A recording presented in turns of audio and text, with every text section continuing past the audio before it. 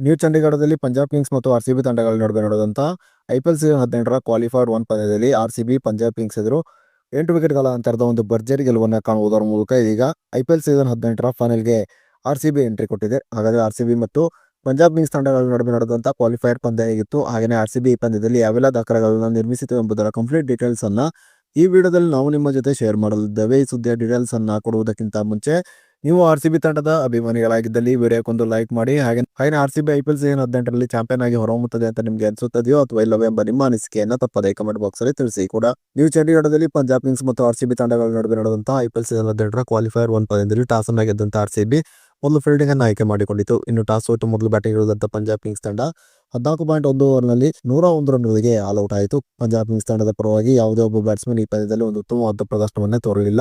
ಇದ್ದಿದ್ದರಲ್ಲಿ Marcus ಸ್ಟೋನಿಕ್ಸ್ 17 ಎಸೆತದಲ್ಲಿ 26 ರನ್ಗಳನ್ನು ಹೊಡೆದರು. ಇನ್ನು ಆರ್‌ಸಿಬಿ ತಂಡದ ಪರವಾಗಿ ಈ ಪಂದ್ಯದಲ್ಲಿ ಸುಯೇಶ್ ಶರ್ಮಾ 17 ರನ್ಗಳಿಗೆ 3 ವಿಕೆಟ್ಗಳನ್ನು ಪಡೆದುಕೊಂಡರೆ ಜೋಶ್ ಹೇಜಲ್ವುಡ್ 21 ರನ್ಗಳಿಗೆ 3 ವಿಕೆಟ್ಗಳನ್ನು ಪಡೆದುಕೊಂಡರು. ಇನ್ನು ಯಶ್ ದಯಾಳ್ 26 ರನ್ಗಳಿಗೆ 2 ವಿಕೆಟ್ಗಳನ್ನು ಪಡೆದುಕೊಂಡರು. ಇನ್ನು 102 ರನ್ಗಳ ಸುಲಭದ ಗುರಿಯನ್ನು ಪಡೆದಂತಹ ಆರ್‌ಸಿಬಿ 10 ಓವರ್ನಲ್ಲಿ 2 ವಿಕೆಟ್ಗಳನ್ನು ಕಳೆದುಕೊಂಡು ಈ ಗುರಿಯನ್ನು ತಲುಪಿತು.